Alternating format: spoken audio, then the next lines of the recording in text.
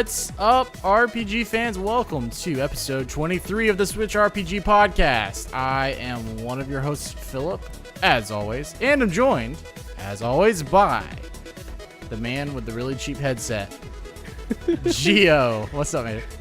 It's cheap. I bought it like 15 years ago, you know? What, is that old? It's that old. Mine was cheap like 10 or 15 months ago. I take care of my stuff. If this is your first time listening, ladies and gentlemen, this is the official podcast from the website Switchrpg.com that brings you exciting news, upcoming game releases, and all the latest in the world of RPGs on the Nintendo Switch platform. This week, we are talking about the new Nintendo Direct. We are talking about video game movies again. And we are talking about backlogs. Let's get the week started off with the news. Gio, cue the music. I don't have a button. We actually did it this week. If you haven't listened to last week, please go check out last week's podcast where I lost my dang mind about Square Enix not putting Final Fantasy properly onto the Switch. And then what happened? I promised that none of that was staged, and I had no prior knowledge to what was going to go on in the final 5 minutes of the Switch Direct. But Gio, we got some announcements. Final Fantasy VII, Final Fantasy IX, Final Fantasy X, 10-2 Collection, and Final Fantasy XII, The Zodiac Age, are all coming to the Nintendo Switch in 2019. And your Crystal Chronicles yes. Prior to that, Crystal Chronicles and Final Fantasy 15 Pocket Edition were announced. We talked about that last week. Other Final Fantasy games in there, and I use that term loosely, was Final or Chocobo's Mystery Dungeon, everybody, and then World of Final Fantasy Maxima. All that was announced and covered in the Switch Direct. If the Switch Direct had actually happened, and I keep calling it the Switch Direct, I guess it was just the Nintendo Direct because it did have some 3DS stuff in there. We're still getting 3DS games, but if it had actually taken place when it was supposed to, we would have had all this Final Fantasy stuff just dropped, and it would have been huge. It would have been huge. We wouldn't have had your. We wouldn't. They could have saved themselves the trouble. They could have saved me the trouble, my blood pressure the trouble, if it just happened on time. But there were greater circumstances that kept it from happening. So we understand that. But boy, when it happened, did it happen? How'd you feel about Square Enix and Final Fantasy on the Switch? I like the fact that they're supporting the system properly, I guess. I don't know if this is where they're kind of dipping their toe, kind of getting used to the framework of developing and porting things over for the system for some proper games, some proper newer IPs in the future. But I as I was watching it, you were the first person on my mind. I think I was probably the first person in a lot of people's mind after we last had week. just recorded it. What was it? A couple days before? 2 days before, I think. Yeah, and 3 days. The rest of the Direct was okay, but when that final 6 minutes, whatever it was, came up, and they just bam, bam, bam, all these games. I'm like, Phil is gonna have a heart attack right now. He's just gonna lose his mind. And I mean, I know you asked me what I thought about what was going through your mind when you saw all that happening. Well, it had been quite a long day at work, and Yep. I needed that pick me up. And I was actually in the grocery store when you messaged me. You're like, "Did you see the direct?" I was like, "No, I haven't yet." So I was actually eating dinner as I was watching it, and I gotta say, overall, I thought it was okay. I thought it was decent. I think overall there isn't too many things that I'm just head over heels waiting for. Mm-hmm. But yeah, the final 5 minutes, I just kind of set my plate down. I was like, what is going on? What is going Right. on? Because I think, did they start by reiterating? I mean, they started, I keep saying reiterating, but when they put this Yeah, together, they started with when I think it was Crystal Chronicles, and then they started with the Pocket Edition, right. 15 And I Pocket keep saying Edition. reiterating, but like when they made this, that wasn't announced yet. So they Right, started exactly. with those. And I think that was Right. pretty smart because Everyone had already known about well, those as well, so. yes, but I've got to kind of go back on a little bit of what I said last week, because seeing the big picture now, I realize that it wasn't necessarily that they are putting these on before the classics. Like it's not as dumb as I thought it was, because they did announce those first in the direct, Mhm. but I think it was sort of just a cheeky ploy in the direct to be like, oh, of course, we're not really giving you what you want. And then that Right. just made it so much greater whenever they finally did give us what we've been looking for. So I think the fact that the direct was delayed kind of mixed their message a little bit, and I misinterpreted what was going on. So I am going to backpedal a little bit because I jumped the gun in thinking that they were just so out of touch. Right. I mean, in your defense, obviously we didn't know this, but in hindsight, they redeemed themselves for sure. Sure, because if it were last week and the conversation was we're we're getting 7, 9, 10, 10 to 12. Oh, also we're getting some really cool, like a cool final, a Final Fantasy that a lot of people like that's just not a headliner, Crystal Chronicles. Oh, cool. It dropped today. We are getting the Pocket Edition. Mhm. That's a whole different conversation than, so Square Enix announced that we're getting Crystal Chronicles and the Pocket Edition with no Right. hope in sight for their classic games Right. that should be on Right. here. And at that point, that's where we thought they Exactly. were. So the conversation would have been totally different. But going on what I knew, there was no hope in sight for these games, because Yep. it's like they should be on here, but they're not on here. That being said, Okay. what were you going to say real quick? Well, what I was going to say is I'm glad that Square is doing this. Okay. I'm glad. And I know there are a lot of people who want these games on there. I don't know if those people are going to play these games, but they kind of wanted them. Now, here's the thing. I've played all these games before. Am I really going to play these games again? Like, I played a lot of 10 and 10-2. I played a lot of 7 and 9. 9 is probably my more favorite of them all. I never played 12, so I mean, it would be my opportunity to play 12, but these are old games. I mean, my friend had a saying, old games are old. Like, are they going to play these games? Is this enough of a draw? I don't know. Well, I mean, that's definitely a perspective of it, because I mean, even one of our staff members, Evan, or a really passionate gamer, is who he is on the actual site. But his response to the Square Enix section of the direct was, "I've played these games before," right? Mm-hmm. So that's the perspective that you're also presenting now. Like, is Right. that enough of a draw? But I mean, I think it is. I think they have to do this. They have to get these games on there before they start doing other stuff. Because I mean, I think that there is enough of a demand for it. I think there are a lot of people who still do turn to their phone to play these games because it's convenient, Right. and they just love jumping in them. So I think that this sort of plays into that market. Now, I get that there's going to be a lot of people that are like, I'm buying this game again.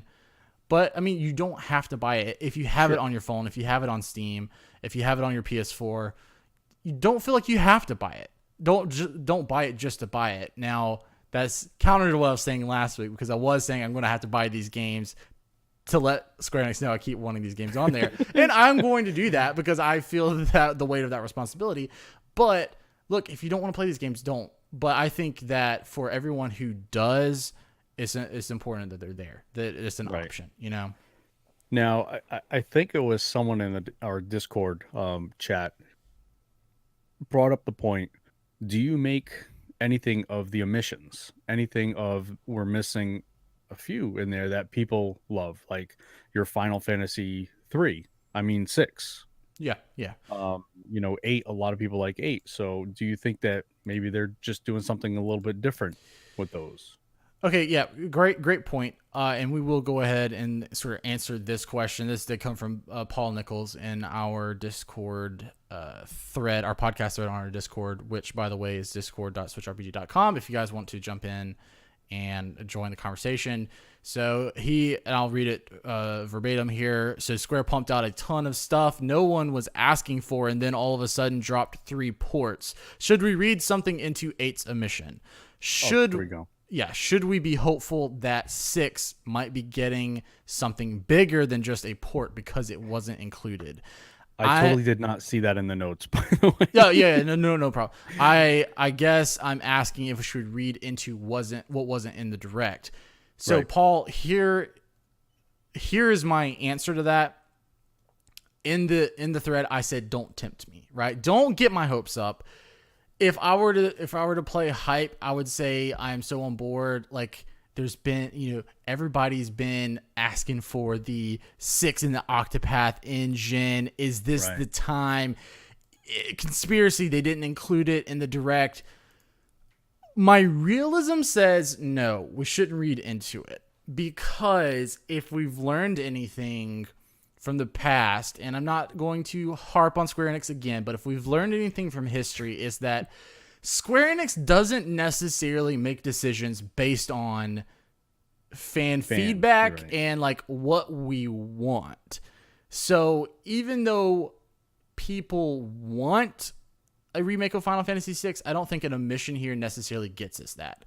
I also don't think an omission of 8 means that they're doing anything different. I think what we can read into that, the best guess I have, because you could say, oh, well, 8 wasn't very popular, but they literally forced 13 down our throats in 3 games.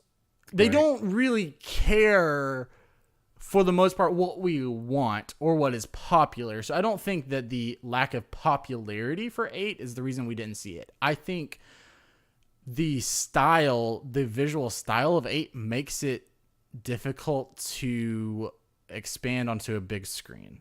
Because if you've ever played 8, it works really well. I played 8 on Vita.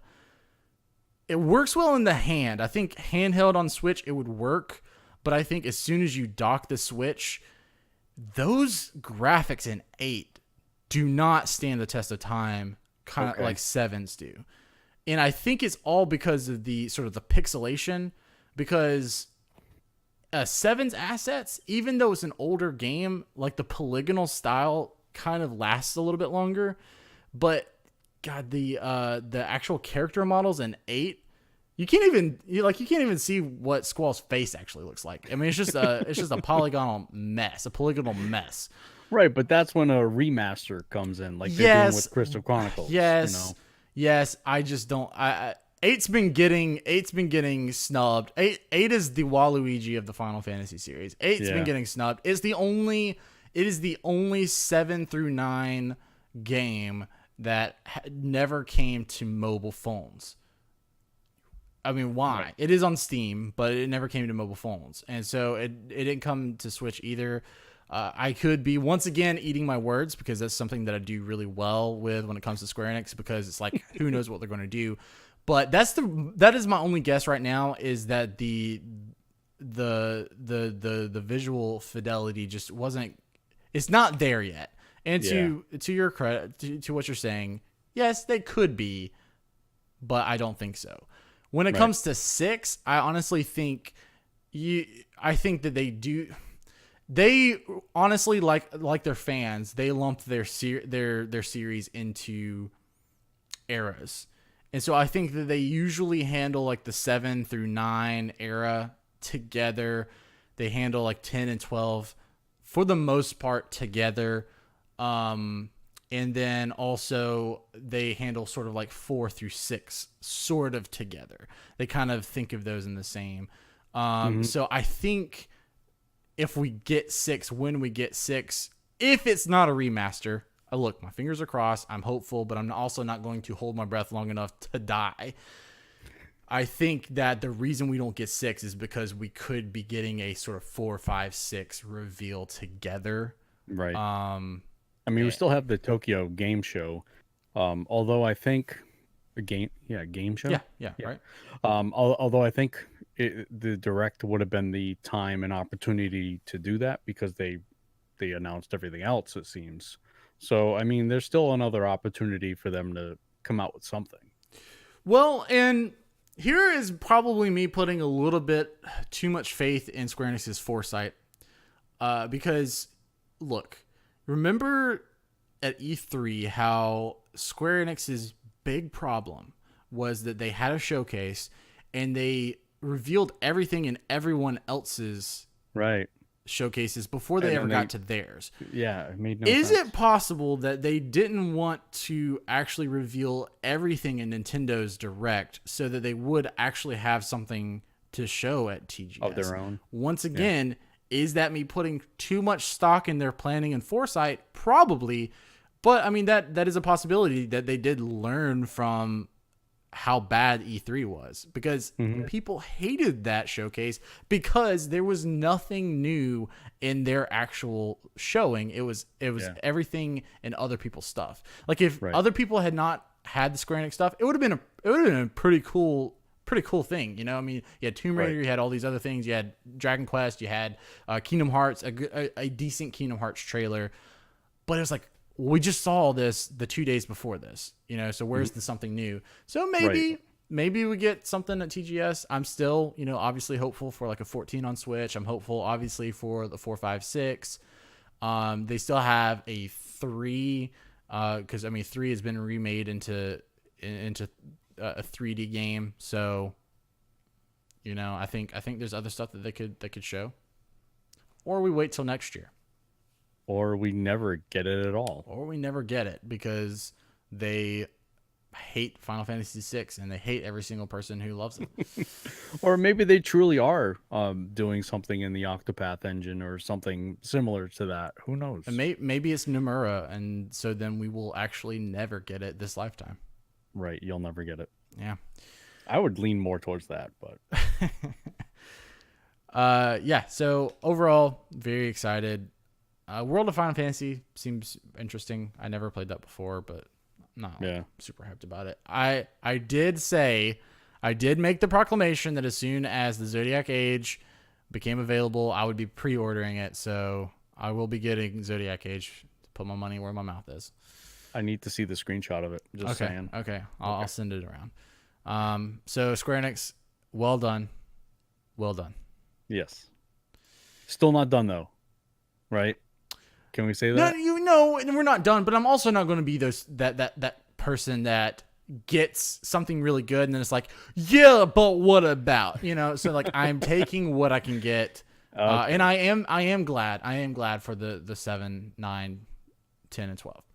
Yeah, I am sorry for all of the 8 fans out there, because to me, 8 submission seems a lot more weird than 6 submission, because like I said, like 6 feels like a different era. They literally skipped 8. They literally skipped 8. A lot more work than it's worth. Yeah. To be honest, you know. All right, so a couple of other RPGs that were shown in the Direct. First off, we've got the brand new Pokemon game from Game Freak. No, it's not a Pokemon game. No, it's not a Pokemon game. It's a new RPG by Game Freak called Town. They make things other than Pokemon? They do now. They do now. And that is exciting. Now, and we're going to talk about this a little bit later. We're going to be talking about RPGs based off of movies, and this was based off of the popular Ben Affleck movie, The Town. Yeah. No. This is you've got things all wrong and mixed up. So Game Freak's new RPG is called Town, just Town. It Yeah, takes Ben place Affleck is in. not in it, as far as I know. It I does mean, not he's in a take lot of place things. in Boston. Nope, I do nope. know I that would know. much. What do we really know about this game? Not too much. I think for the most part, it takes place in one single town. Hmm. And there are monsters invading the town, and you have to protect it, basically.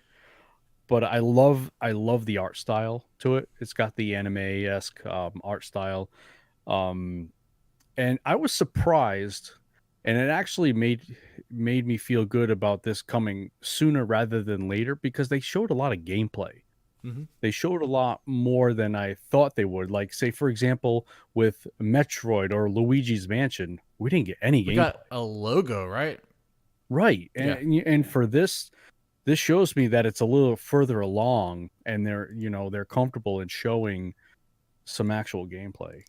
And it looks I love the aesthetic of it. I love the look of it. Yeah, and we've got, let's see. So seeing this actually once again made me think about last week. I believe it was last week that we talked about Game Freak's job announcement. Yep. And, everybody was thinking it was tied to Pokemon. Well, we now possibly know it could be this as well. Mm, I mean, I think right. that whoever they're hiring probably will work on Pokemon too, but this is in the work. And they were just advertising for a brand new RPG from Game Freak, so this could be that game. I'm with you. I like the art style. I think it is that. I think it is very stylish, and so I'm always a fan of games that sort of take this route of like the cell shaded, Yeah. Breath of the Wildy, like Yeah. shadows and Wind paint. Waker-esque, really. Yeah, Reminds me a lot of because it's of the longevity factor. I feel like these Yep. games last so much longer visually, Right. unlike Final Fantasy VIII. And 7. And yeah, 7, right? So, I think there's something to that. I think that there's something to the fact that Final Fantasy 9, even though it was a little bit, look, I know it's more recent, so that Right, helps it, right. but it was also much more stylized than like the quote unquote trying to go realistic with 8 Right. and 7. So anyway, but yeah, I think Town from a visual standpoint is interesting. From a gameplay perspective, I'm really going to need to see more before I Mhm. can say that I'm all in on this game, because the fact that it just takes place in a single town, I'm worried about just how much we're going to do, Right. because you're going to have to do a lot to make it not feel very samey after 10 hours, Hmm. And with this being an RPG, I'm assuming there's going to be player development, there's going to be character development, there's going to be some sort of experience system. So to get me to level my character up, and like you said, the sort of the premise is monsters attacking this town, and I'm just worried that it's just It'll going feel to be too very small. samey. What are Yeah. the environments going to be? Now I understand that. I guess there could be surrounding environments that we go out and explore, Yeah, like with different this being a regions or with this being a something. hub. But after recently having played a game that I kind of a lot of people gave some grief about this very thing, was Shining Resonance Refrain, where that only has one town, and you do go out to these different areas, but you always return to the same town, and so it actually made the game feel much smaller than I think it actually was. Okay. So I'm wondering, I don't know. I mean, monsters continually attacking a town sounds very tower defensey to me. I don't know. And I guess it's that's all not on your presentation. thing. It's not really my thing. But Yeah, I really hope it's not a tower defense thing because I'm not into them as well.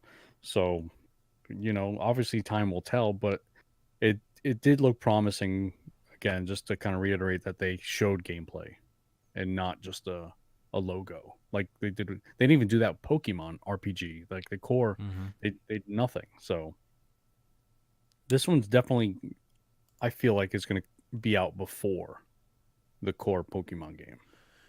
Yeah, because I mean they've been open about Pokemon's later half of 19, right? Holiday 2019, yeah. 19. Yeah, Yeah.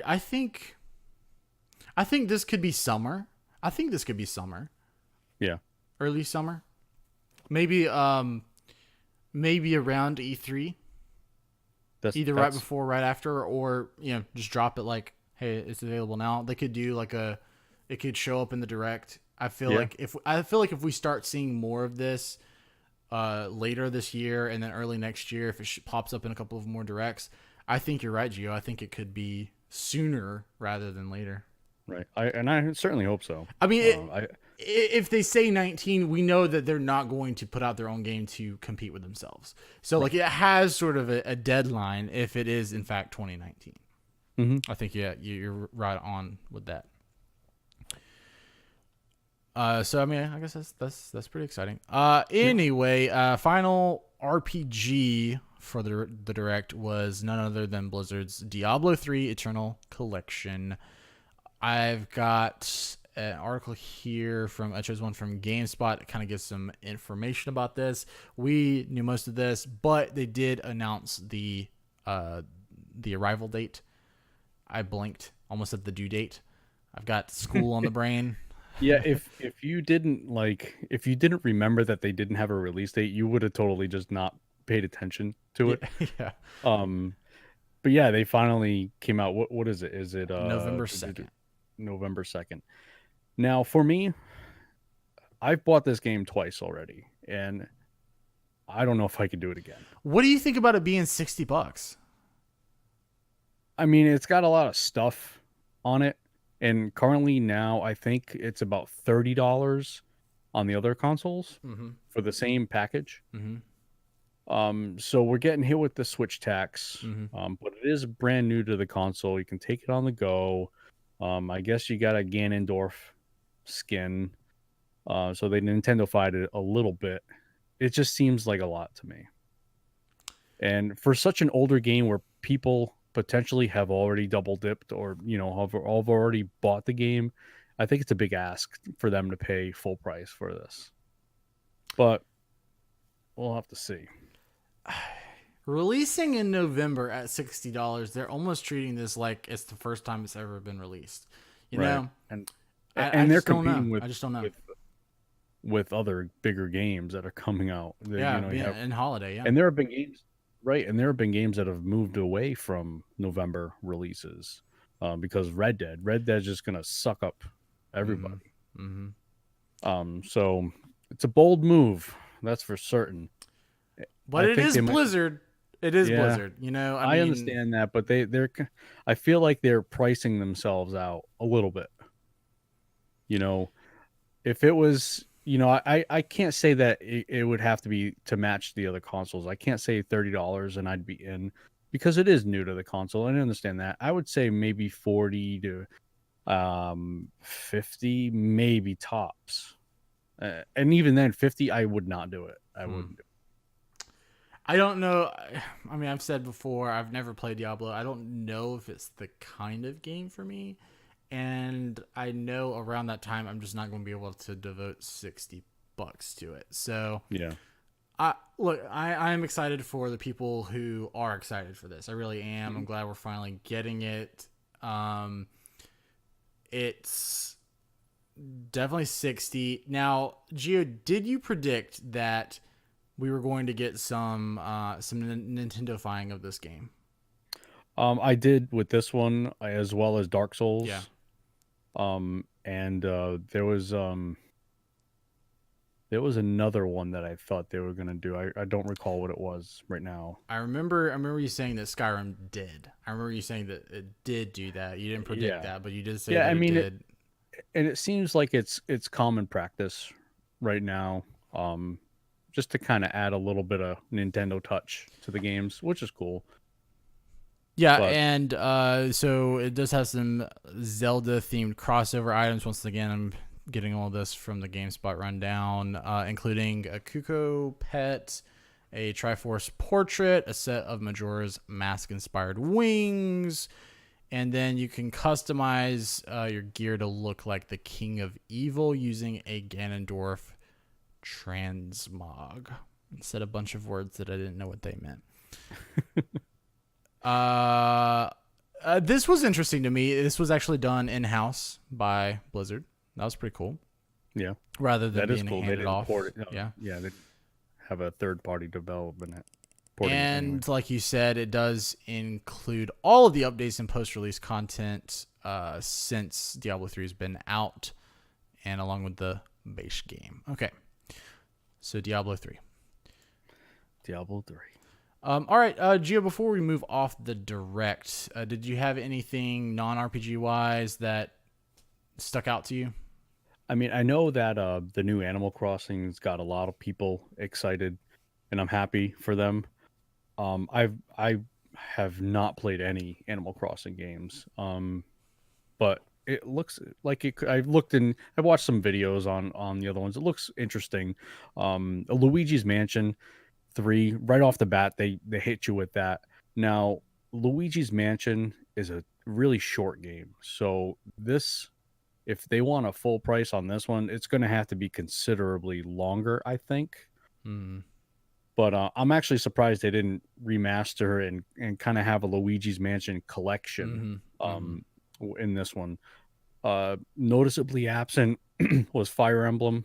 I was surprised there was nothing there, or Pikmin. I've been saying that. You've been begging for Pikmin for like, where's Pikmin Yeah. 4? That was absent. What else was there? There was some FIFA announcements, NBA 2K Playground. Yeah, not too much for me. I still, and I'm glad that it was there. I still really like the look of Yoshi. Yep. I really like the look of Yoshi. I like the hook of that game. Most Nintendo games sort of have the thing. The platformer has some sort of hook to it. I do like you could play you can go to the back side of the levels. I think that's interesting. I was actually I was watching it because it was around 6 o'clock here, so we were eating dinner as well. I was watching it with my son, and I think it was Luigi's. He loves Luigi's Mansion. Dad, can we get that? I said, well, we still got a ways to wait for that. And it was the same thing with Yoshi. Oh my God, Dad, I want that. I said, yep, we'll get it. It's just gonna have to wait a little bit. And then it got to the Final Fantasy 15 Pocket Edition, and you're like, well, son, you can go get that right now. No, we're not doing Final Fantasy 15. Okay, so then, oh gosh, I lost it. I made the Final Fantasy 15 joke, and then karma hit me.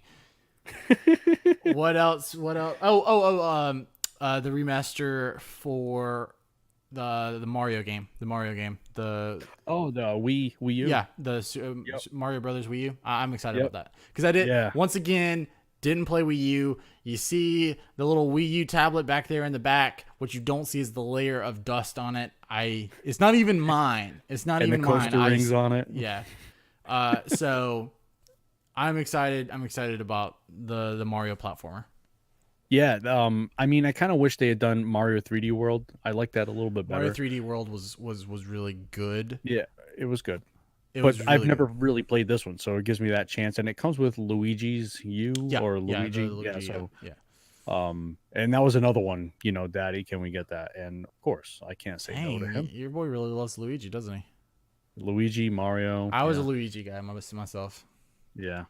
I was the older one, but for some reason, my younger brother got Mario. I don't know why. I feel like that should have been the rite of passage for me, right? That's like my firstborn right was for Mario. And I gave it up. Yeah. I gave it up. Took on Luigi. You're too nice. You know what it was? It was the height thing. Oh, okay. Luigi was taller, so I was like, okay. This is just me. Yeah. I always love to remind my brother that I'm taller. But, I mean, going back to the Direct, it was an okay Direct. It was nothing. I mean, it was awesome that Square is finally, supporting the system.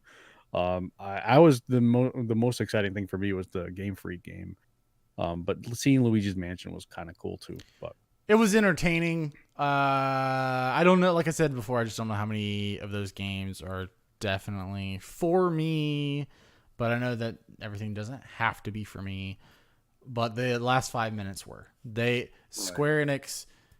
That was a very last minute addition by Square Enix, they listened to our show on Wednesday, Yep. sent Nintendo the footage Wednesday night to be put in to the Direct on Thursday morning. So Yep. that was pretty cool. That was was probably my favorite part.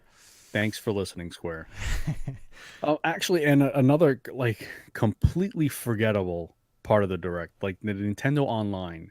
Oh, Like, oh, oh! I don't know if they made things worse or better for a lot of people, but yeah, there was a Nintendo Online little blurb in there, I guess, and you know, it's still not right. I mean, when I say it's not right, I mean like everything is just not right. Like, I know for a fact that this Nintendo Switch has 8 Bluetooth channels, okay, for 8 pairings of Joy-Cons. Why can't one of them be for Bluetooth audio? You should be able to do that, and you can have Bluetooth headset, and then there solves your chat issues, okay? Because you don't need all 8 channels when you're playing by yourself. You can lose one. Yeah. Guess what? If you get to 8 channels, then you can't use a headset. That's it. Right. And also, guess what? If you're playing with 8 other people or 7 other people in the same room, you're not going to use a you headset. probably don't need a headset. I don't understand why I don't know. That's the biggest flaw in this is this stupid app is required. An external device is needed in order for you to chat, message. Message as well, as far as we know now. I know that there's an update coming up soon. It's supposedly rumored that it's going to have messaging. I don't know. But the chat is the biggest major problem I have with it. Because we already have external apps that let us do all those things, that let us link up, that let us get together and chat and voice chat. So the one way that you could make your service better is to build it into the actual machine. Mm-hmm. And they didn't. So now we're going to get something that is first party for them and probably not as good as Discord anyway. No. It's so it requires way too much to use. Now you saw that Splatoon squid looking thing with all the wires just to be able to use a chat headset, and the cable's like 50 feet long so you can connect it to your Switch while it's wherever it is on your entertainment center. It's so complicated. Like, for example, my phone doesn't have an audio jack on it. Okay. I have a Google Pixel 2 or whatever. So it has USB-C only. I can't have no audio jack. I could get a Bluetooth headset for it, but I mean, this is just way too overcomplicated. But if you did, you will still be rigging up you're going to be doing what I do when I listen to podcasts on my phone and I still want to hear game audio. You're going to have earbuds inside your headset just so you can hear game audio and your chat audio. So unnecessary. Is this 2001? It's not even this is so far behind the times. And what happens when your phone is dead or dying? So now that needs to be plugged in, and I can't do that. I can't because have an I have adapter. the iPhone 7 and I'm in the same boat. Guess what? My charging port is the same as my headphone port. So yeah, unless I get Bluetooth earbuds, I can't charge and listen at the same time. So now I've got to charge, I've got to listen, I've also got to game audio. It's a mess. And then the cloud saves, I mean, it kind of stinks that they're locking it behind this. I mean, I still feel like they should allow the user to save their own stuff and then also allow for the cloud saving. And apparently once your subscription ends, so does cloud saving. I should have linked an article because I was reading a rundown of that. That to me is such a failure. Mm-hmm. That to me is such a failure. What if something were to happen that you had no control over and Right. your subscription lapsed? Right. Your subscription accidentally lapsed, and And then the you lose verbiage your was that they may not, it doesn't automatically delete, but it was just that they can delete it. They may right. not, it may not be for sure, but they can. But just like that is, to me, Murphy's Law then takes over. Because with Nintendo, Murphy's Law just takes over. If something bad is going to happen, if something bad can happen, it's going to happen with Nintendo. So yeah, Yeah. your subscription is going to lapse. 2 days later, they're going to delete your stuff. Now I understand it is just the cloud save.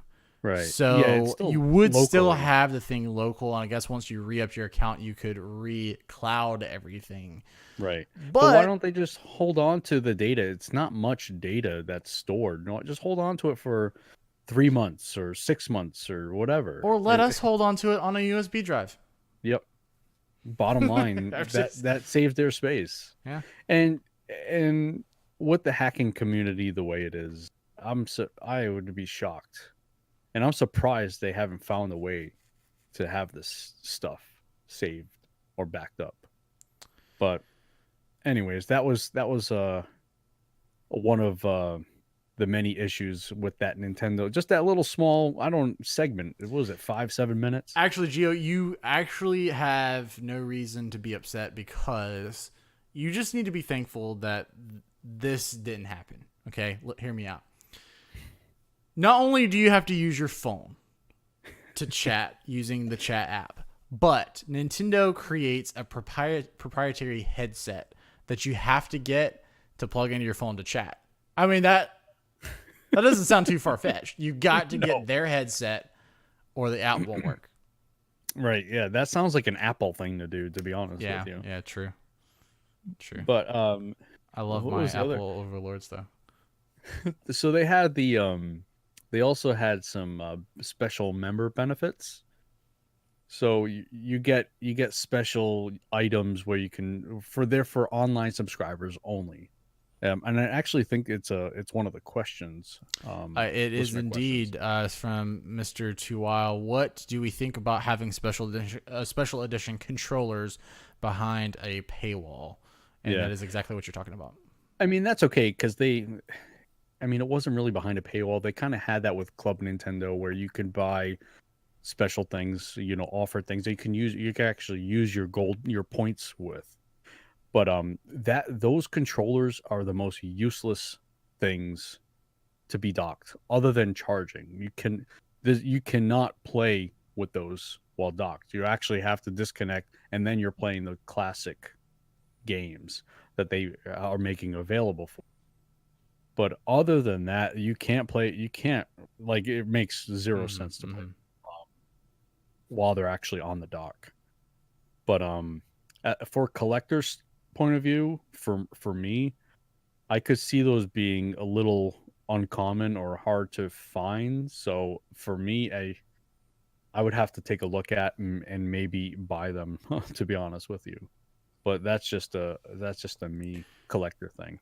Now, because we can't play other games other than the Nintendo Classic games, right? With those controllers. There aren't those buttons. It's really the Nintendo Classic, the NES controller. So they're only really putting a controller that you can only use with Nintendo Online service behind the Nintendo Online service. So to me, I don't necessarily have a problem with it because, well, I don't necessarily have a problem with it because you can't use it if you don't have Nintendo Online anyway. It's just, It's useless. So I feel like they're putting it behind there, but even if they didn't, it would be behind there anyway because you cannot play games unless you have Nintendo Online anyway. Right. So I don't know. It's still, and even another thing is that there aren't even any games that would use the service for. I mean, I know that if I was getting Diablo 3, that would be one of the games. But other than that, there really are no multiplayer games that I play on the Switch. Yeah. So, I mean, I don't know. Okay. Well, anyway. It's just Yes, Nintendo I think being overall, Nintendo. good direct, great Square Enix. That's a wrap. That's a wrap. Yeah, Okay, that's a wrap. that's a wrap. Let's talk Bandai Namco. What, what did they do now? Bandai Namco. From GoNintendo.com, we've got that an interview in Famitsu talking about Tales of Vesperia Definitive Edition, which is coming, as we know, later this year, winter.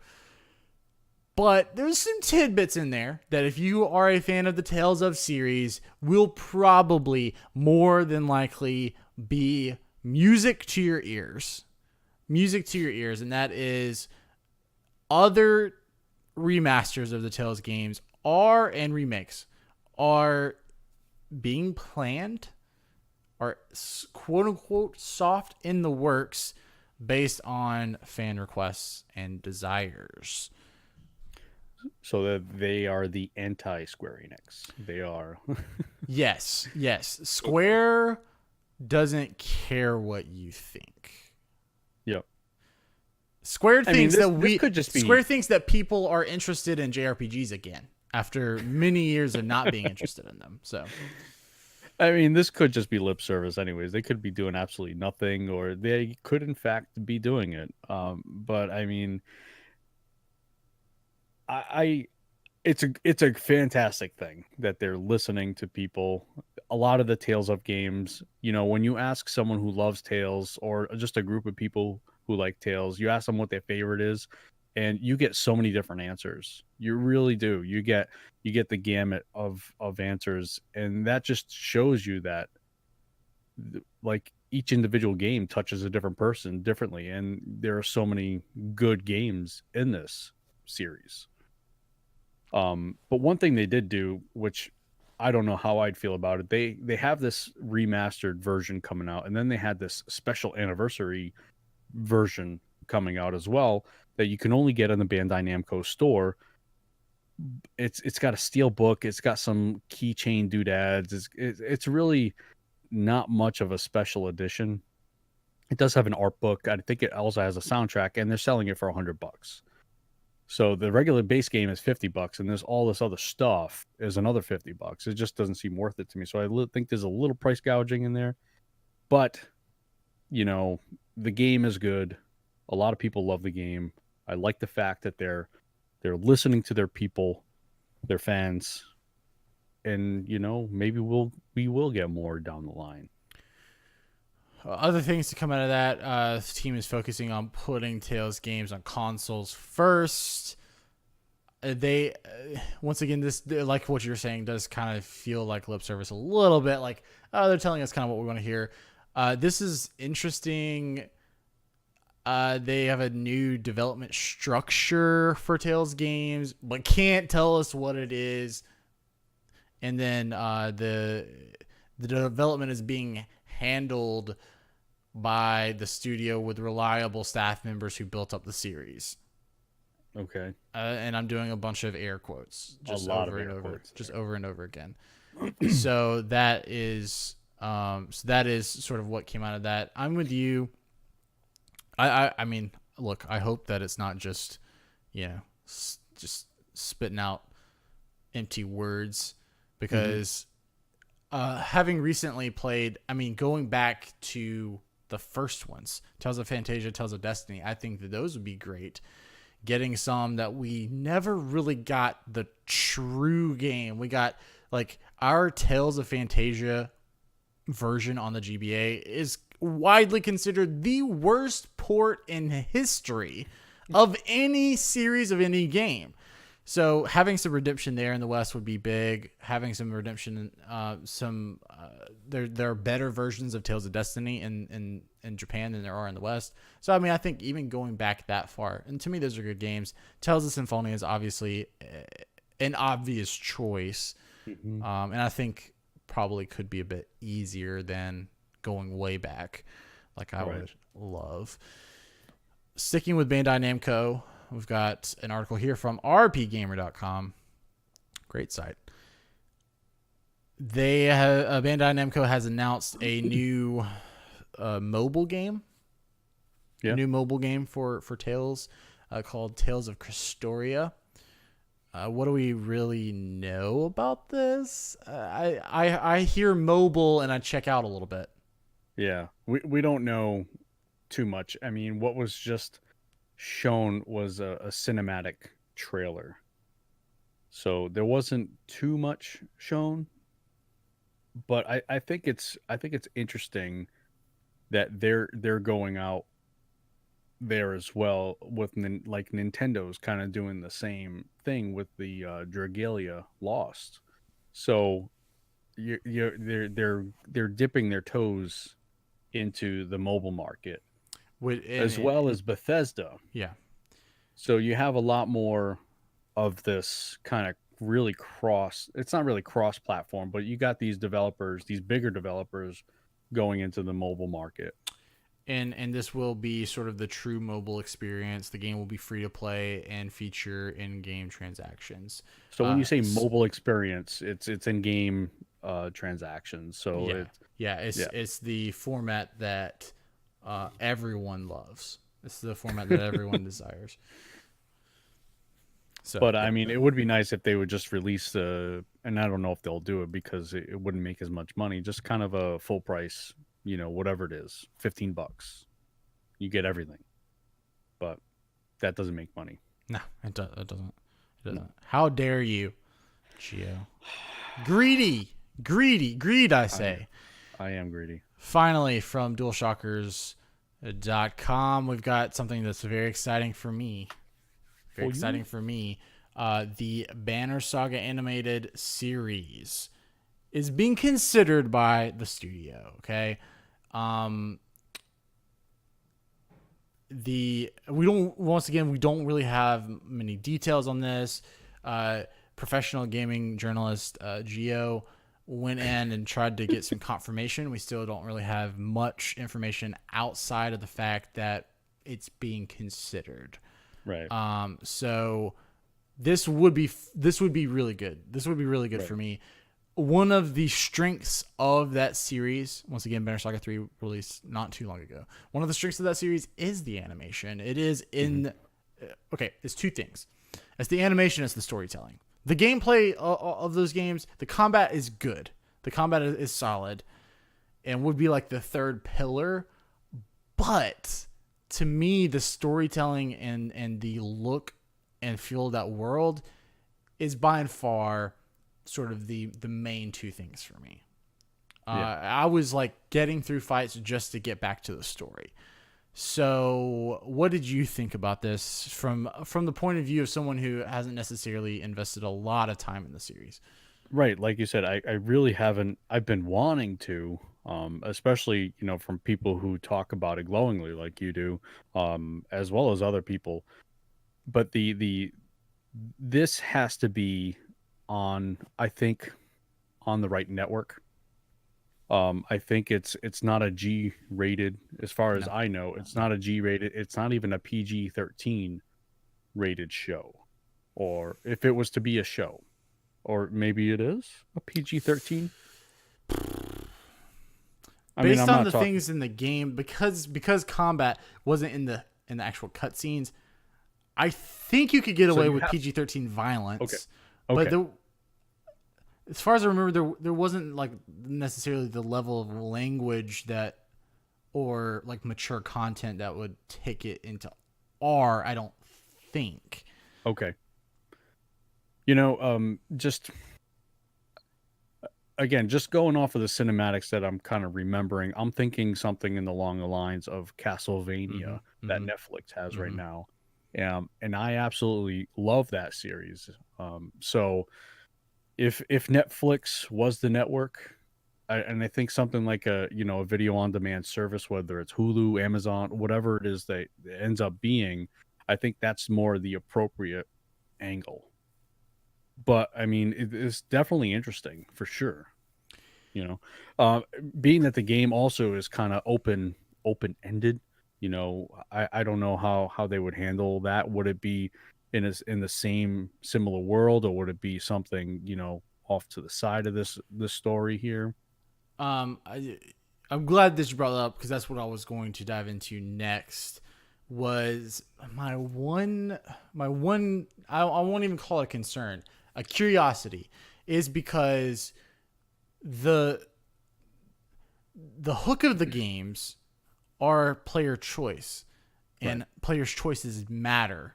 For 3 games, like you make a choice in game 1 and you still feel the effects of it in game 3.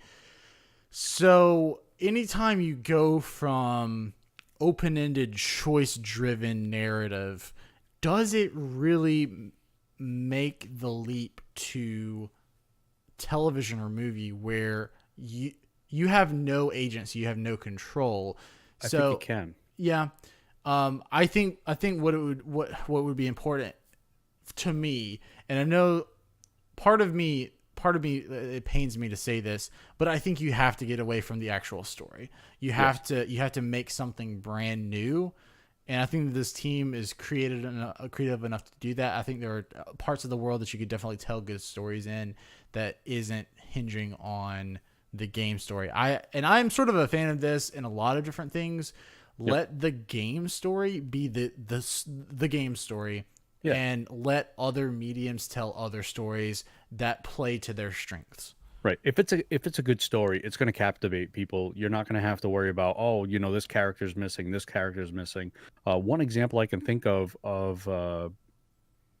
this kind of similarity here is The Walking Dead. So The Walking Dead has its own show. It also has its own graphic novel. They follow the same path, but then they also have the Fear of the Walking Dead. So this could essentially be the Fear of the Walking Dead, where it's in the same universe, but it's kind of doing its own thing. And there could be some intertwining characters. I mean, there's definitely a possibility of that. But if they need writers or any idea guys, they should come and see us first. Is the bottom line. Absolutely. No, but I am all for. I feel like some worlds, some universes are just, they just have enough to get the multimedia treatment, and I think this is one of them. I know I'm really biased in saying that. It's hard to be objective because I intimately love this series. I just think it's very important that if they do something, take it away from the game series as far as possible. Because I agree. while I get what you're saying, where if a story is good enough, it's going to be good enough in multiple mediums. But anytime you make a story where people's choices are part of the storytelling, as soon as you give them a definitive, this is the definite lore, it sort of cheapens that a little bit. And So you lose people that way. yeah, because I mean, look, we all know, like, when people like BioWare and Bethesda come out and they say, yeah, this is the actual canon. People lose their minds because, like, oh well, I thought my choice mattered. Well, why are we saying official canon? Mine is the official. So. Even though it changes nothing, even though saying this is official canon changes nothing, you can still make your own canon. This is just the canon that they need to follow for their story. You know? So anyway, all right, that wraps up the news. This is a great week of news. Good. The direct was kind to us. It was. Gio, what you been playing? I'm still playing Divinity Original Sin. Still liking it? Oh my god, top 5 RPG ever. Ever. EVER.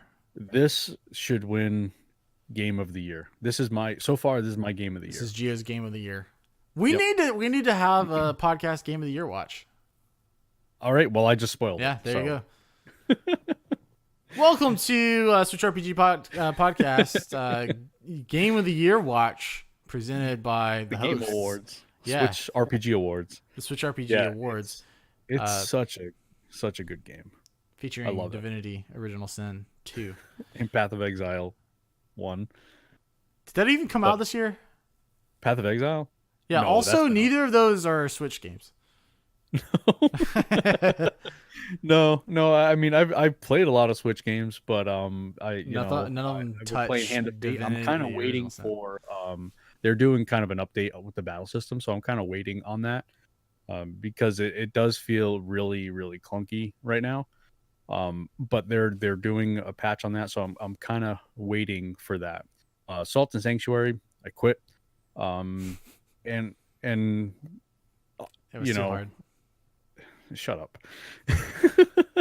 It was too hard. Okay, it was too hard. I'm too old for this, and I quit. Gio found himself looking through a walkthrough and said, "What am I doing? Where What did am I go doing? wrong? Yeah, what am I doing?" I had many recordings like what like which I can't say now, but I mean I'm like, what am I doing wrong? I don't understand. Like I know I am not this bad, but yeah, Apparently he was. I fought through that big time.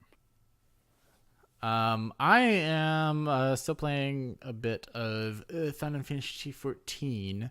14. 14. You still playing that with? I'm sorry, you still playing that with your brother, or I was actually never playing with anyone. I was just playing myself. Remember that was like my relearn how to play a game, like your moment. no mini map or anything, and just sort of feeling out. I never really noticed how sort of useless the quests are in that game. It's an MMO, right? I know MMOs. There you go. I know, a lot of quests are useless, but I don't know. I just felt like maybe it being Final Fantasy, I thought that there would be a little bit more to the quest. The main story is fairly interesting, but man, see that's the issue with MMOs, though. I mean, they try and tie this story, this narrative with all these little kind of mundane quests that really don't add much to the story. That's what I feel. It's a lot of filler in them. My thing is though, because part of the thing for me was like I want to slow down and sort of read everything. Yeah. But now I'm realizing why I didn't, because like it doesn't give me anything. If like I enter an area and these quests were like giving me tidbits about the area, I'd be totally fine, because I don't necessarily need the quest to be grand scale interesting, because I know like scripting wise in a shared space, they can't necessarily have like NPCs going with you and doing like grand scale things. But if the text would just give me a little bit of like history on the areas and things like that, I feel like I'd be a lot more fulfilled. But it's literally like Jack Black over there needs you to get these 3 things. Okay, cool, you got these 3 things. Goodbye. Here's 150 XP. Yeah, and I'm like, oh well, what were these 3 things? Like, how does that affect, like, I don't know. Yeah, blah, blah, that's yeah. the biggest problem with MMOs. Really. I mean, if you were playing like a mainframe, like whether it's 10 or 10.2 or whatever, even if it's a different franchise altogether, but not an MMO, I feel like you're going to get a little bit more quality, I guess, out of the side quests. I mean, you're still going to get those fetch quests or those nonsensical quests, but I feel like the majority of them are going to add to the main narrative or kind of fill in a lot of empty spaces. Yeah, because I mean, I kind of get what you're saying. Like a single player experience. Let's take Skyrim for instance. Yep. Skyrim, I mean, it's fetch. Go get this. Take this to so and so. Go steal this. But it seems like Skyrim's telling stories. It's like they are giving you these meaningless things to do, but it's all in the form of telling you a story. Whereas in an MMO, it's like, go get these 3 things to give you experience. Like, oh, we need you to do this task so that we can give you experience, so that you can level up, so that you can get out of this area and go to the next area, so that you can eventually just level up all the way. So it's just sort of a different... I'm discovering it's a different aim or goal, So, feels a little cheap. Cool. Calling it out. No, not cheap. All right. Let's let's talk about what is coming out this week. So this week, starting on the 16th, we have we still have that Undertale releasing on Saturday deal, but we looked at last week. I believe that was actually the 18th. It's releasing on Tuesday. Also releasing on Tuesday is Labyrinth of Refrain, Coven of Dusk. Evan on the site is reviewing that currently, so keep your eye open for that.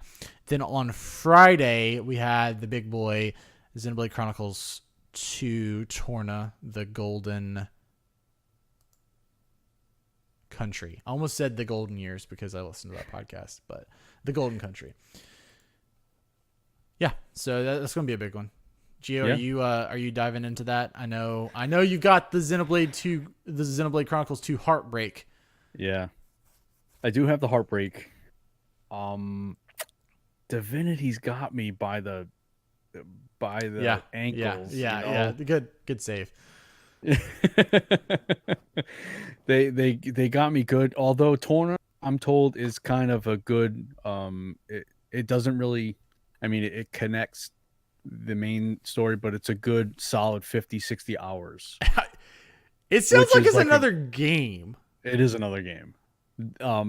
Monolith Soft definitely does DLC and season passes right, whereas Breath of the Wild, I don't feel like was not even close to this. Yeah, that's just my opinion, but I think they did a fantastic job with their DLC. And had I not lost all that time, I would probably be playing that. Yeah. It's too bad we didn't have cloud saves. It's too bad. I can't say what I want to say. Ladies and gentlemen, it's time to hear from you. Better move on before Gio slips up. Remember, we're all about community here at the Switchrpg podcast. So if you want to be a part of the show, remember, you can email us your questions by using the special form we have on the website. The link for that is switchrpg.com/podcast. Fill it out and send it to us. The official time that it takes to do that is 7.2 seconds. You can do it in 7.2 seconds. That is scientifically documented. Right. It is. we keep track of these stats. Just ask Paul Nichols. Everyone knows Paul faithfully uses the form, and we appreciate it. So definitely. That 7.2 seconds, like I said, it's legit. It's well it's documented. A thing. Yeah, it's a thing. So let's check what we've got questions for that we actually haven't already answered. We answered 2 owls earlier, which was asking about the controllers behind the paywall. I personally don't have a huge problem with it because you can't play anything other than those Nintendo Classic games, as far as I'm aware. So yeah, unless some other games kind of get released where there's only 2-button action going, so it really is only 2 buttons. Start and select if you consider those buttons too. Yeah, true. Okay, so speaking of Paul Nichols, this is actually something that I suggested for SideQuest this week, and Paul stole it right out from under me. Did. Which is okay because we get to answer it here. And then we also get a side quest. So he asked, what movie or TV series franchise would you like to see get a high quality RPG? Here's my answer. And I am cautiously optimistic about this entirely. They are already doing The Witcher. My request with The Witcher. They got it on the perfect network. They have Henry Cavill doing Geralt. I don't know how that will work. I'm going to put the faith in the people. So, I mean, had this not even happened, I would have said The Witcher. It's just, I get concerned about video game adaptations, just like you would with Banner Saga or any other game. I get concerned because a lot of them don't know the source material very well, but apparently Henry Cavill does, so he says. But let's see those play times, Henry. Yeah, let's see them, right? Do you have that He's crazy? like, oh, I I'm don't a even. hardcore Witcher 3 player. I've got 60 hours. What? That's not hardcore. It would have to be The Witcher, and I know that's the kind of the cheap answer, cheap way out, but it would have to be that. Now, I would love to see a Fallout one. Here's the problem: I've seen a lot of bad Fallout short films on YouTube, so it leaves a bad taste in my mouth. Where I see them and I just don't. They don't look that good, so I just feel like Hollywood can not do much better, and I would prefer them not touch it. But I'm gonna cheat. I'm gonna say The Witcher for a live action. I'm talking. Yeah. Okay, for live action, animated, or that's a whole different level. Well, and I'm going animated because I honestly think no one has proved it to me yet that we can do live action well. And I don't know what it is about the leap to live action that just Okay, makes it. for live. I'm sorry, live action. You said right? Yes. Okay, I'm sorry. No one's proved it to me that we can actually do live action. I don't know what it is about the jump. Because I was thinking, I mean, games have looked realistic for a while now, and so like I feel it shouldn't be as hard because I know in the past like the jump to video game to live action is that for a long time video games just didn't look real, right? So Yeah. the things even the we even saw this, okay, we saw this with Resident Evil Any of them? 2. Wait, no. The game or the Yeah, film? are they doing? Is that Resident Evil? That they're They- doing the remaster for 2, the remake for 2. Yeah. Yes. It was shown. It was They're shown. remastering. It was shown in the PlayStation Yep. showcase. Okay, there were a lot of people complaining that they changed the look of the main character in that, the guy, right? Yep. And it's just that the original Resident Evil didn't look realistic. Like he didn't look like a real person. Games now look like real people. So Right. that we're even seeing that like with that example, right? So back in the day, games made the jump to real life and it just looked off. But I just don't know. I'm not sold on live action yet. Maybe The Witcher can do it for me. So I am going animated. And I first, because I have to, I'm contractually obligated to say Dragon Age. But I will also provide some reasons why, and I think the same reason why The Witcher works, Dragon Age would work. Mm-hmm. Now,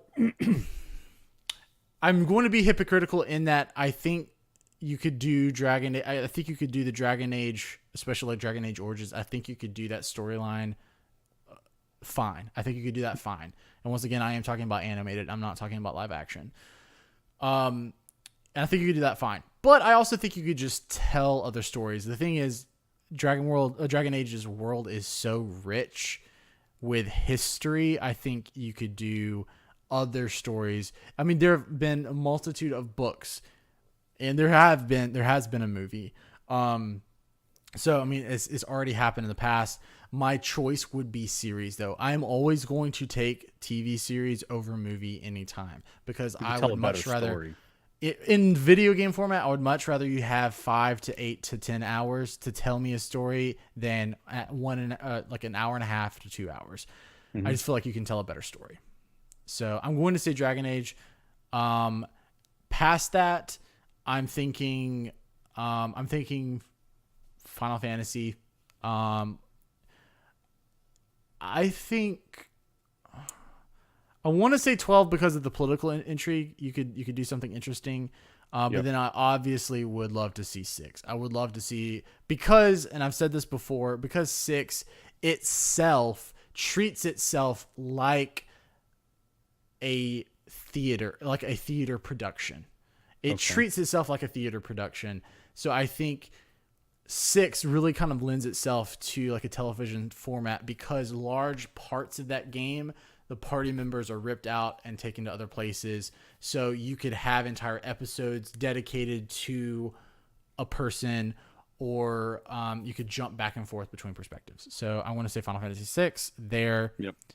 I also think Xenoblade Chronicles would make original Xenoblade Chronicles, Xenoblade Chronicles 2, I think Yep. both of those would make really. Look, there were movies in and of themselves. The cutscenes for Xenoblade Chronicles 1 are like 12 hours long. You string them all together. There literally is a 12-hour YouTube video, and Right. I've watched it all.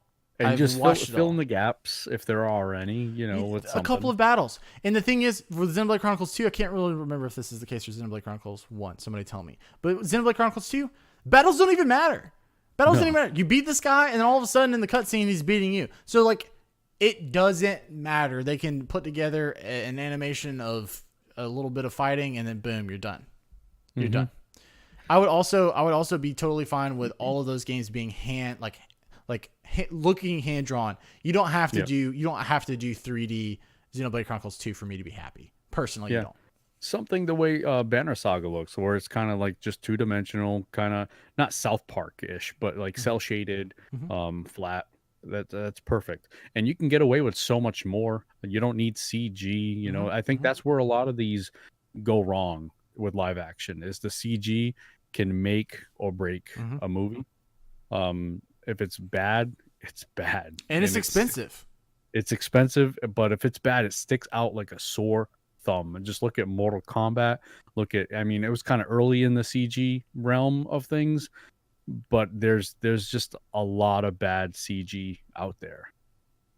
But yeah, so that's where it can make or break a film for sure. I know we always go back to it, but I think right now it's sort of like the premier video game IP when it comes to television and movies. But Castlevania, that was quote unquote hand drawn, right? I understand that everything is done in the computer now, but it is flat 2-dimensional. It's flat 2-dimensional, and it's an anime style. It's really, really good. I know that there may be some issues with some people have issues with some of the storyline, but I actually like it. It's only 3 episodes for the first season, and the new season is coming out, and it's definitely it's must watch. I think, anyways. Cool. But yeah, there's a lot of TV questions today. Yeah, we did. I'm sorry. We also have Paul Nichols also asked, what is the best movie based on a video game? What is the worst movie? Okay. I feel like this is a question for you because just real quick, I'll get it out of the way. I don't even know what video game movie I've ever watched because I have heard that they've all been bad, so I haven't wasted my time on them.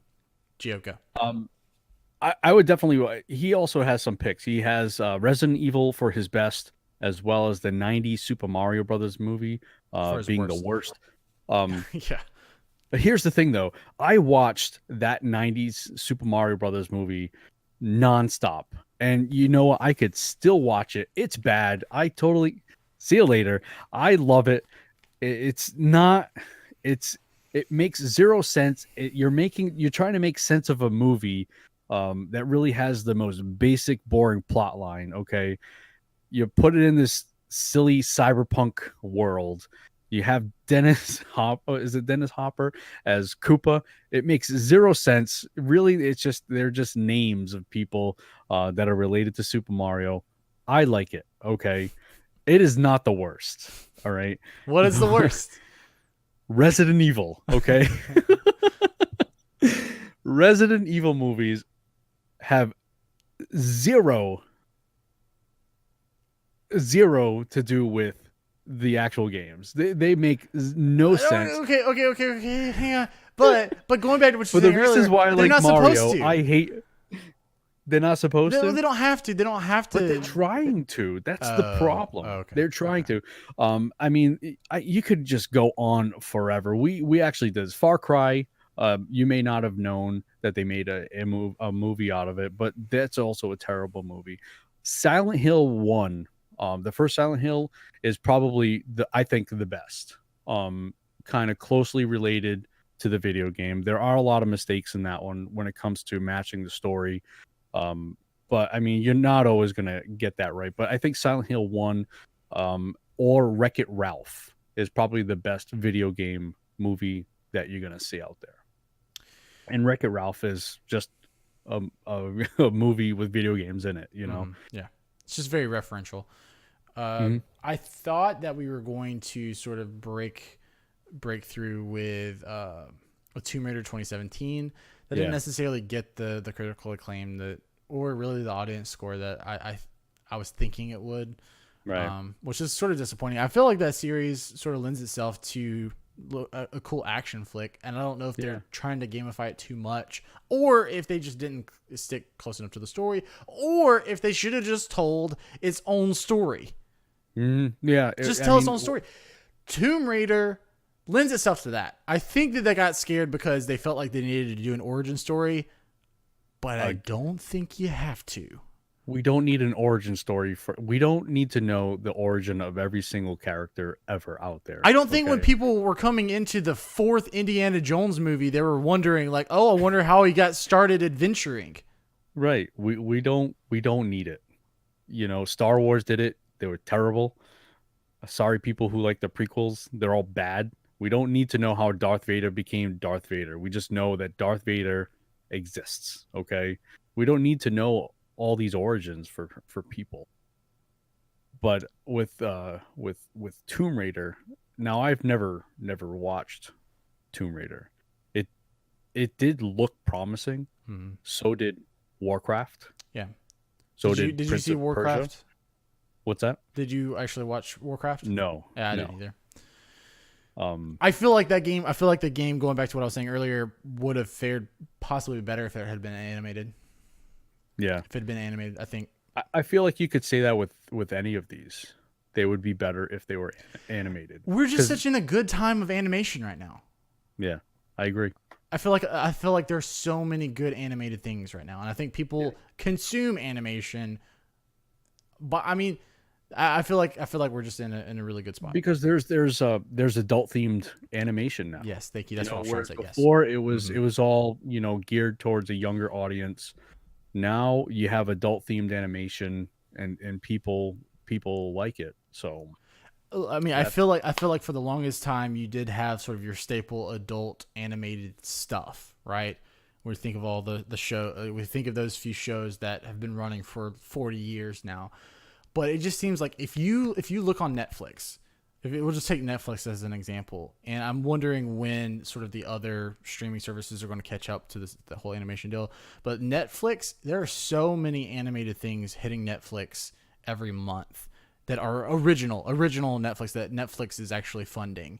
Yeah, one is Dragon Prince. Definitely watch that one. Yes, they are owning animation right now, adult animation specifically too. So I think we're just living in a really good time for this stuff, and I just want video game IPs to lean into that. Yeah. Let it happen.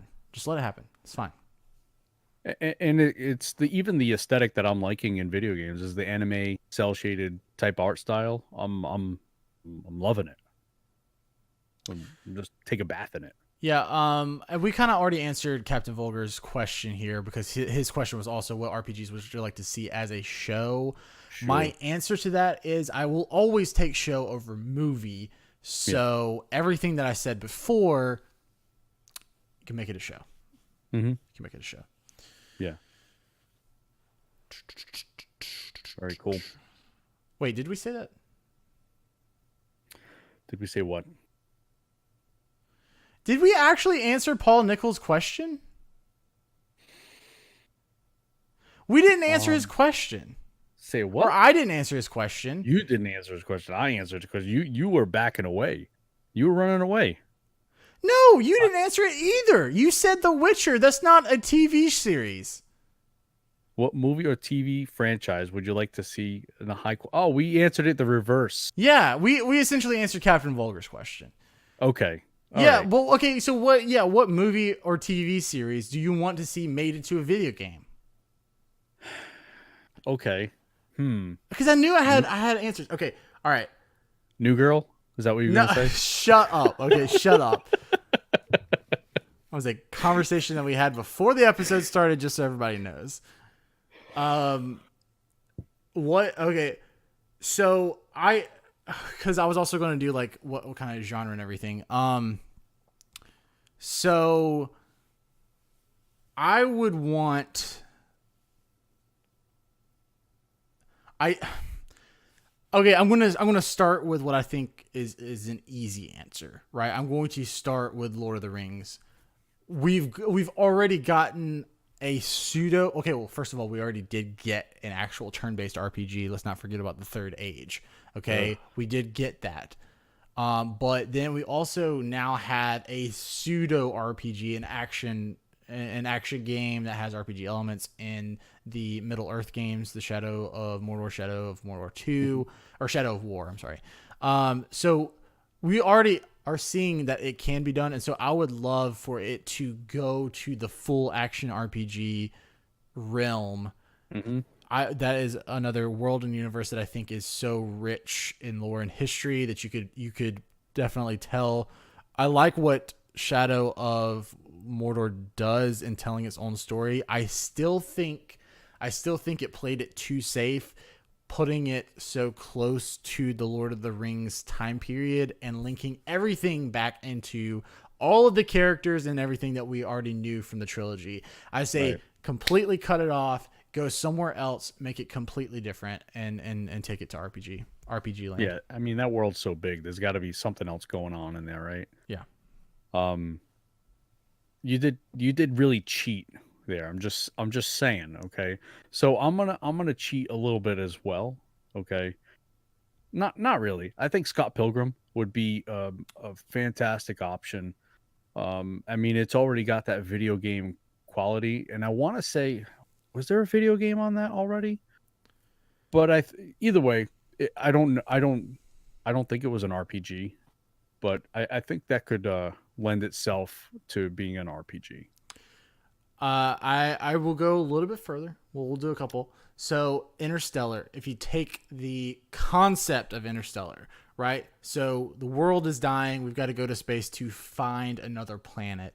I think you don't follow the actual story, but take it conceptually, make it an RPG, make it a sort of survival RPG. So you're landing on planets, you're scouting out, you're contesting the environment, but then you can also put in some like creatures, and so you could have combat as well, but sort of make it Mass Effect-y in that. I mean, Mass Effect's already space, but with the concept of world is dying, you could even have Matthew McConaughey do the voice work. That's fine. There goes your budget. Yeah, as everything's all right.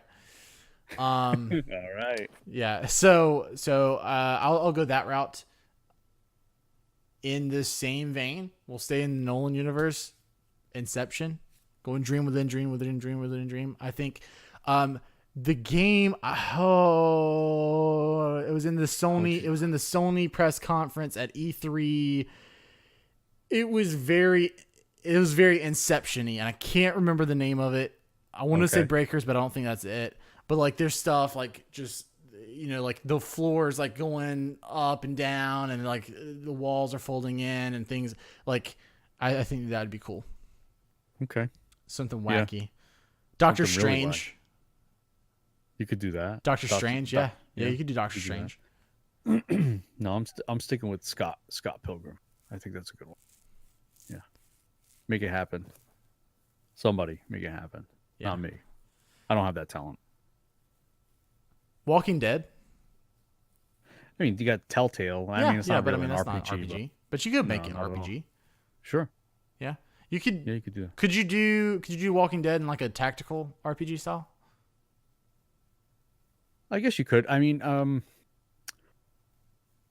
yeah, you could. I'm actually kind of like original Fallouts, like Fallout 1. Yeah, Wasteland 2. Mm-hmm. Yeah, Wasteland exactly 2, what I was thinking. So yeah, it could definitely be done, for sure.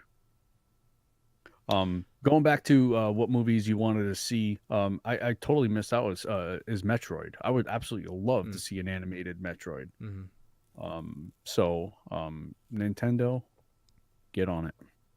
And the final one I was thinking about earlier, Lost. I would take a Lost. There you go. Like an island, with weird stuff. Don't spoil the ending. Still haven't watched it. The best ending in TV history. That's not what I heard. All right, Geo. So did we answer that properly this time? time? I think we finally answered it. Okay. I feel bad. All All right, Gio. Yo. Everybody pack your bags. It's time to go on a side quest. This is a shorty, though. Yeah, It's a short it's side quest. So maybe Yeah, just it's like pack one bag. one bag. Overnight bag. Sure. Overnight bag. Overnight bag. So basically, this was asked about on the Switchrpg Twitter account. What games are in your backlog? I don't have too many in my backlog, but I do have some. I have Lost Odyssey. I have the game. I've been wanting to play it. I just don't have the time right now to play it. Also, I do have Tales of Vesperia for the 360 as well. I was just going back and starting to collect some of those Xbox 360 exclusive titles that were kind of really, well known, well received. That along with the Blue Dragon, Legend of Blue Dragon. Is that what it is? I can't tell Blue Dragon. I can't. Yeah. I don't have it in front of me, but I got that as well. So I have Lost Odyssey, I have Tales of Vesperia, and the Blue Dragon game, as well as Wasteland 2. I do have that. I've been trying to get to it. I have too many things going on in my life that I just don't have enough time in the day. And like you would, I think you had mentioned this. You just try. You don't want to. I don't want to dilute my experiences by kind of rushing through games, kind of just hurrying up to play the next game, to play the next game, to play the next game. So I'm really kind of just, and I talk about this a lot with Divinity. I'm really just loving it, and I'm liking the experience. So I'm taking my time with it. But unfortunately, when you do that, there are other games that kind of fall back. So like I said, I was just kind of going back through the Xbox 360 exclusive RPG era, and unfortunately those games are just going to take, I know they're going to take a long time, but that's currently what's on the backlog. Some older titles. I think a better question for me is what is not on my backlog. There's about 3 Tales games that I want to get into. I still haven't finished Fantasia or Destiny. I would love to. Haven't finished Symphonia. I barely touched Symphonia. And then there are several other Tales games that I would love to play. There's about 4 Fire Emblem games I would love to play. Something very high on my backlog would be Trails in the Sky. All 3 of those games, the Trails of Cold Steel games, Yeah, those are there. Wasteland 2, that was a good choice. I mean, I even have games that are coming out, and I'm like, oh man, It's already on the backlog. It's already on the backlog. Should I just not buy it and just wait? Nier Automata. Yep. Now you played Ni no Kuni, right? Too. I played a good bit of that. Yeah, I'd love to finish it. I would love to play the first Ni no Kuni. Yeah. Okay. That's sort of on there. So I never finished Horizon Zero Dawn. I'd love to finish that. Persona 4 and Persona 5. A lot of stuff. Yeah. It's kind so of a lot of games that they're not even just backlog. You've started them and you just moved on. That's the way it goes. Final Fantasy 13 too. I want to go back and play that. Try to give it a fair shot. 'Cause I didn't love it the first time I played it. I actually was liking it a lot, and then I got to the end. I was like, this wasn't that good. But I want to go back and sort of give it another fair shot. Okay. So there you go. Was that good enough for you, Gio? That's good enough for me. That's good enough. Was this episode good enough for you? I give it a solid B-. That's some good self-evaluation. That's going to do it for episode 23, everyone. Your B- episode of the Switchrpg podcast. Thank you so much for listening. Thank you to everyone who sent their questions and comments. Remember, you can keep them coming by posting in our podcast form at switchrpg.com/podcast. You can also jump into discord.switchrpg.com, join the conversation there. You can catch the show each and every Wednesday from your favorite podcasting app. And if you like what you hear, remember you can head over to patreon.com/switchrpg. Throw us $1 or $2 if you can spare it. If not, don't sweat it, because you just being a part of our community and providing your listens and your views and your clicks and your selves, just being there is what matters to us. It's great. We really appreciate it. And remember, you can head over to switchrpg.com for all of your RPG needs on the Nintendo Switch platform. Until next time, let me go drown in the backlog. Bye, guys. See you guys.